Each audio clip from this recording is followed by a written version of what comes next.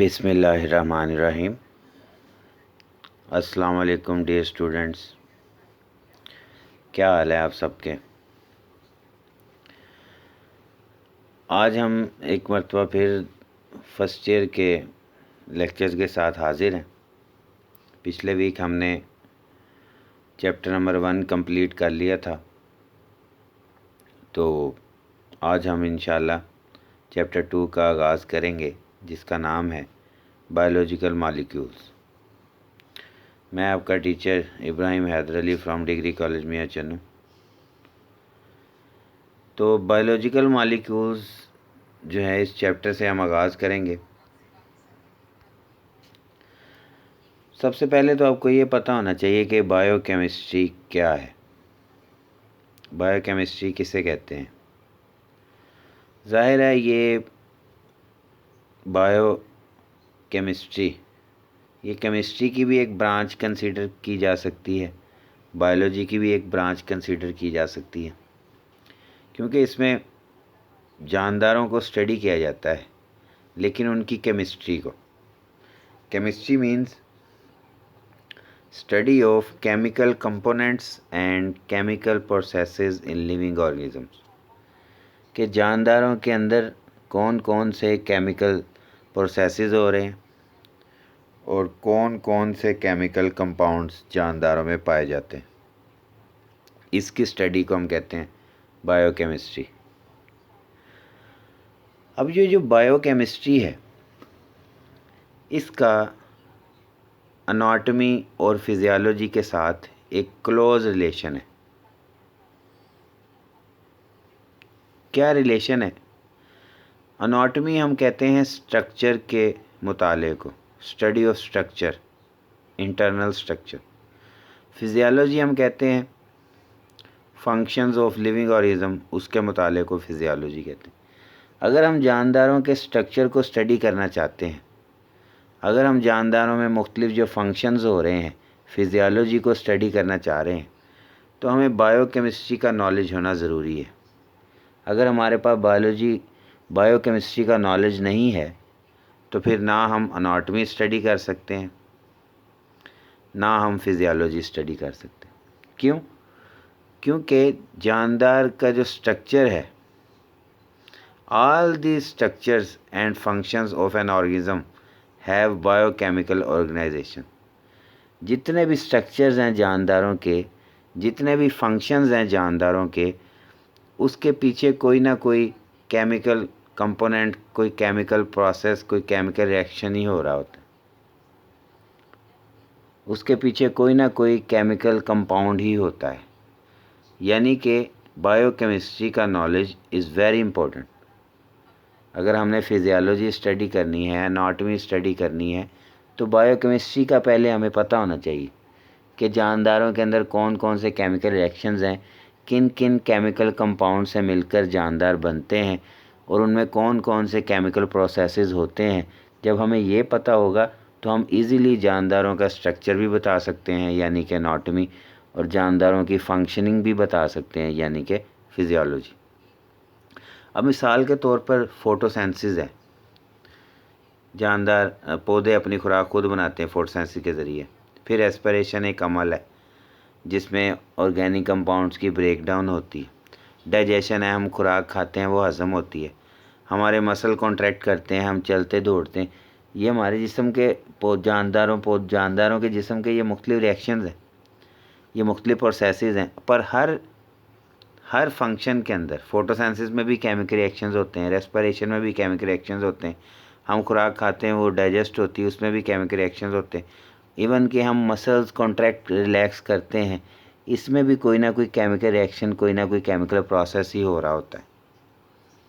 तो यानी हम इन सारे प्रोसेसेस को, photosynthesis, respiration, digestion, muscle contraction, can all be described in biochemical terms. इन सब को हम बायोकेमिस्ट्री की टर्म्स में बयान कर सकते हैं। ये तो 4 लिखे हैं ना, बहुत सी चीज़ें हैं। हमारे नर्वस सिस्टम में जो नर्व इम्पल्स गुजरता है, उसमें बहुत से केमिकल प्रोसेसेस इन्वॉल्व हैं। हम जो है वो बेसिकली हमारे जो मसल्स के अलावा हमारे जो किडनीज़ हैं, उनमें जो बेसिकली आप कह लें यूरिन प्रोडक्शन है, नाइट्रोजनस वेस्ट बनते हैं, अमोनिया, यूरिया, यूरिक एसिड, इनके पीछे भी तो केमिकल रिएक्शंस ही इन्वॉल्व हैं। तो बेसिकली जानदारों के अंदर कौन कौन से केमिकल कंपोनेंट्स पाए जाते हैं और कौन कौन से केमिकल प्रोसेसेस होते हैं, इसकी स्टडी को हम कहते हैं बायोकेमिस्ट्री। तो ये चैप्टर ही इसी बायोकेमिस्ट्री से मुतल्लिक है। इस चैप्टर का नाम ही है बायोलॉजिकल मॉलिक्यूल्स, यानी कि जानदारों के अंदर कौन कौन से मॉलिक्यूल्स यानी कौन कौन से कंपाउंड्स पाए जाते हैं।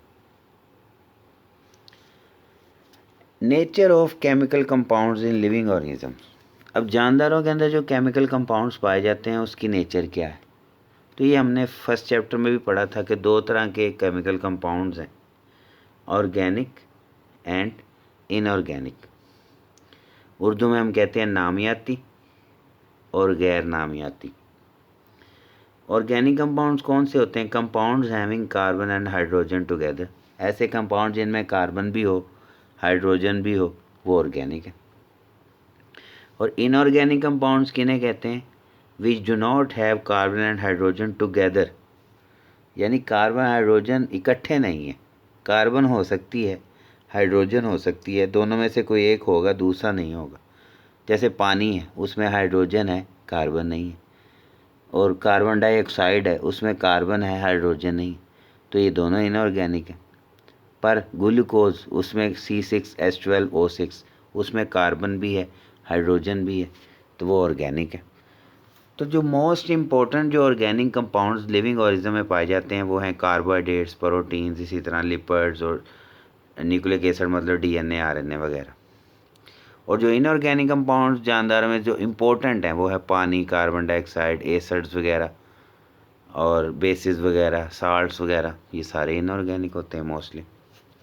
तो ये केमिकल कंपाउंड्स की नेचर होगी। ऑर्गेनिक भी पाए जाते हैं, इनऑर्गेनिक भी पाए जाते हैं।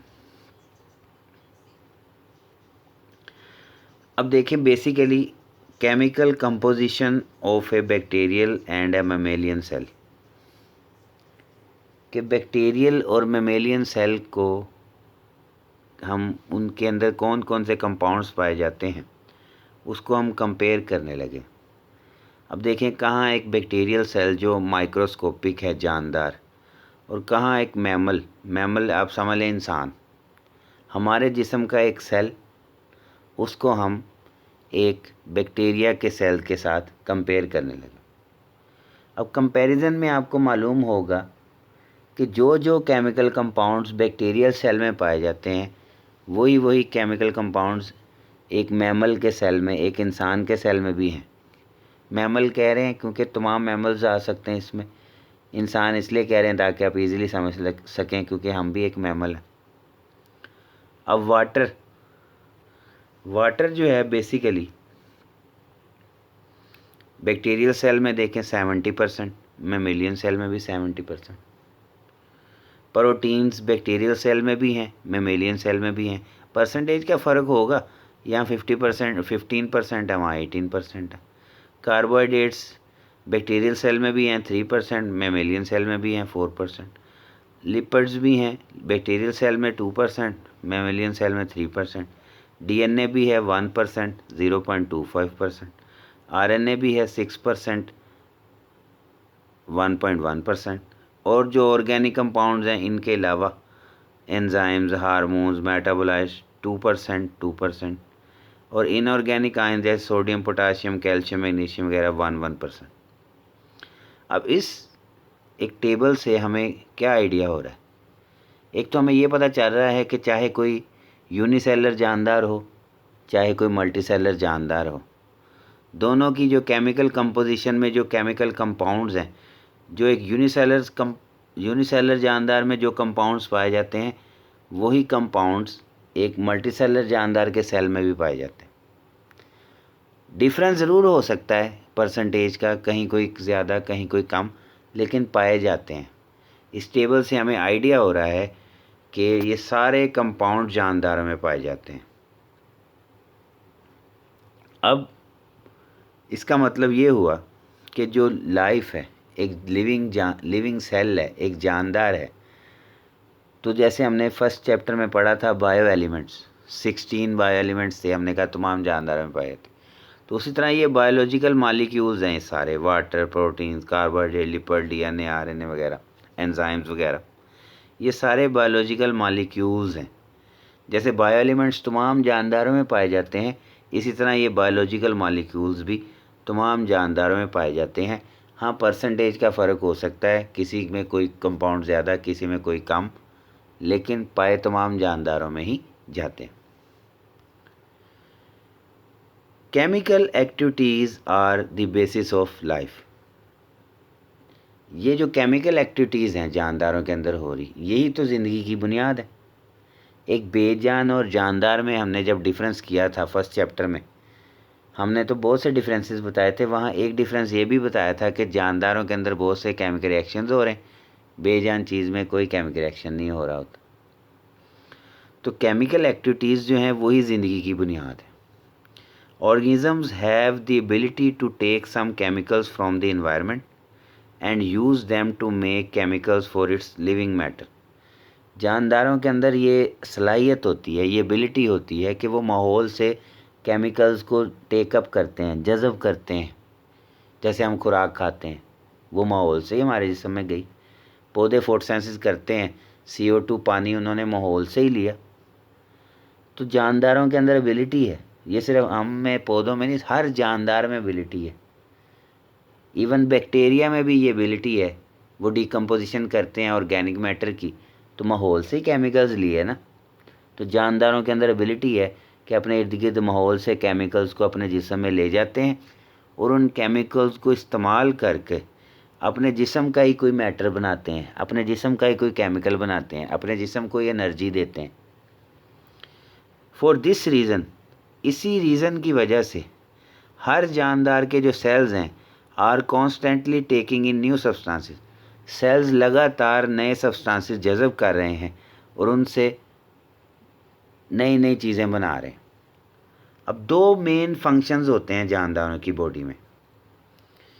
एक तो जो फूड या कोई केमिकल सेल में गया, उससे एक काम तो ये हो रहा है कि उससे सेल का नया मटेरियल बन रहा है, बिल्डिंग न्यू सेलुलर मटेरियल्स।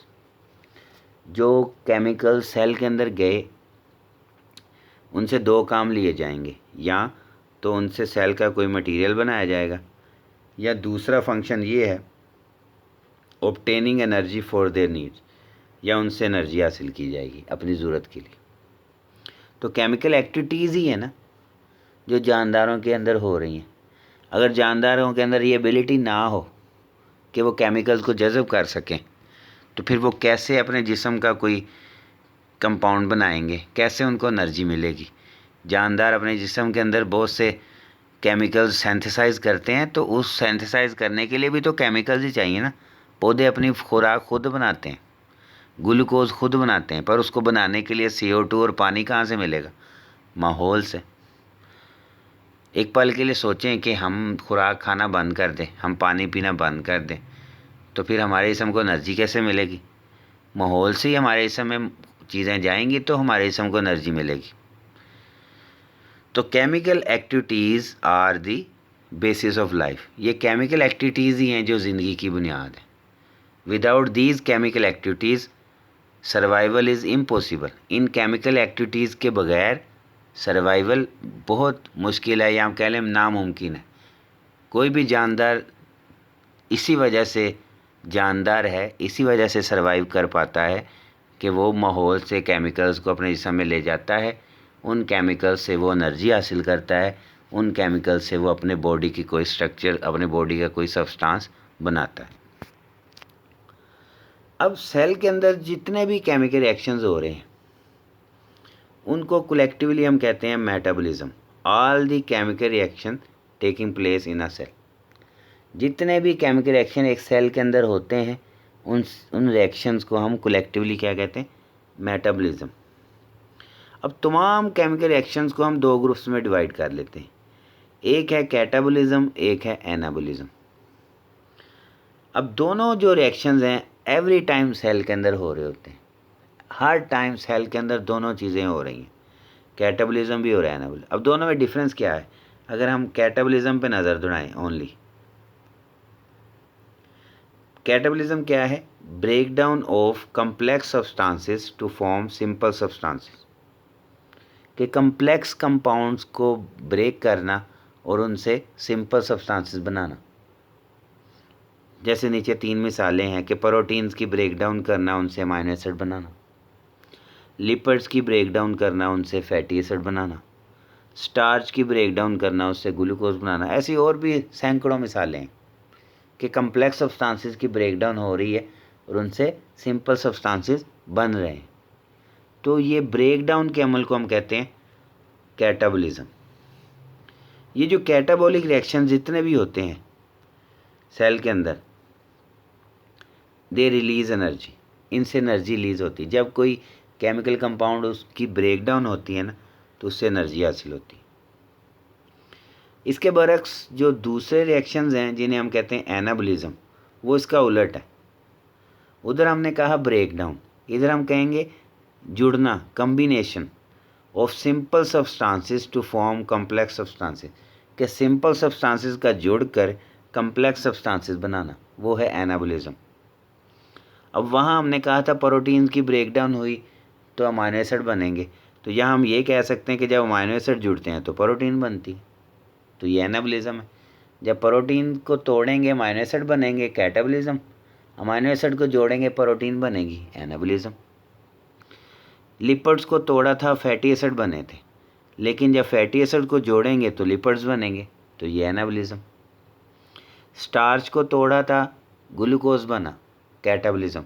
अब ग्लूकोज को अगर जोड़ा जाए हज़ारों की तादाद में तो उससे स्टार्च बनेगा, ये एनाबॉलिज्म।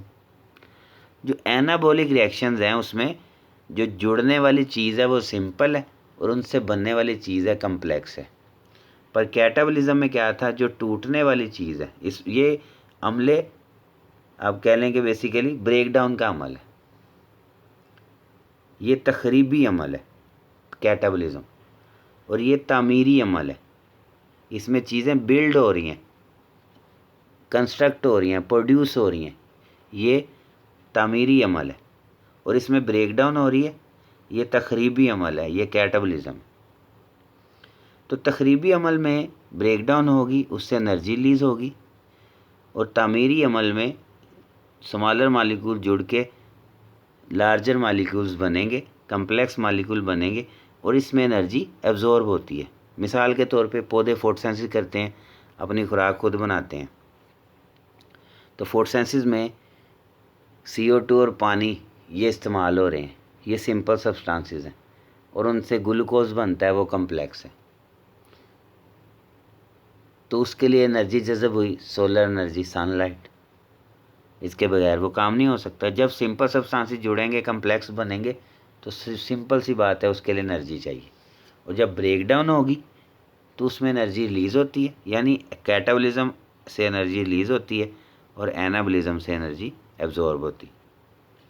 तो ये सारे metabolic reactions every time cell के अंदर हो रहे हैं। अब आगे एक स्केच बना हुआ जिससे आपको क्लियर हो जाएगा कि सेल के अंदर होता क्या क्या है। फ़र्ज़ करें हमने खुराक खाई कोई, तो खुराक में हमारी प्रोटीन्स भी होती हैं, खुराक में हमारी लिपिड्स भी होते हैं, खुराक में हमारे कार्बोहाइड्रेट्स भी होते हैं। अब ये जो तीनों चीज़ें जब सेल में दाखिल होती हैं, ये समझ लें ये सेल है पूरा। अब सेल में लिपिड्स भी दाखिल हुए, सेल में प्रोटीन्स भी जाती हैं, सेल में कार्बोहाइड्रेट्स भी जाते हैं।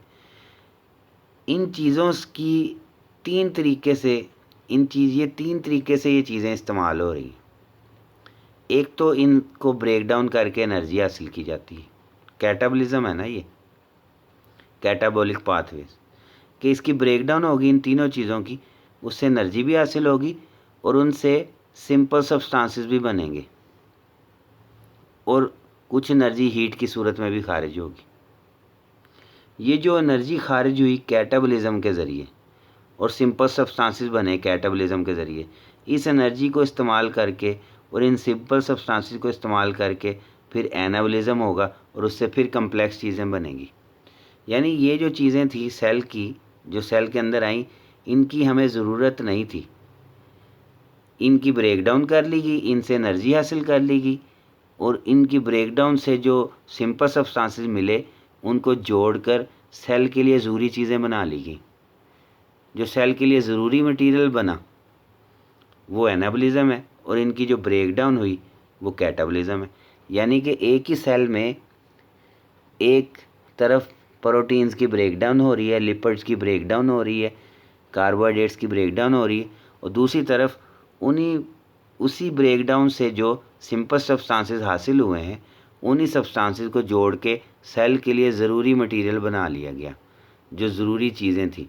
अब ये प्रोटीन जो सेल के अंदर आई ये ज़रूरी नहीं थी, सेल को जो ज़रूरी प्रोटीन थी वो बनानी थी, तो इस प्रोटीन को तोड़ा गया, उससे जो अमाइनो एसिड हासिल हुए उस अमाइनो एसिड से सेल के लिए कोई ज़रूरी प्रोटीन बन गई।